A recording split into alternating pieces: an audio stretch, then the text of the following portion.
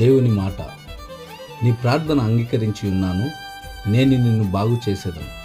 2 రాజుల గ్రంథం 20:5. అవును, దేవుడు నీ ప్రార్థన ఆలకించుంటున్నాడు. కృంగిన నీ హృదయంలో నుంచి చేసిన ప్రతి మొర ఆయన విని ఉంటున్నాడు.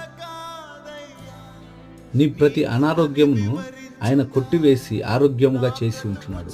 నీ హృదయంలోని ప్రతి చింత యావత్తును తొలగించి నీ హృదయం నెమ్మదితో నింపి ఉంటున్నాడు.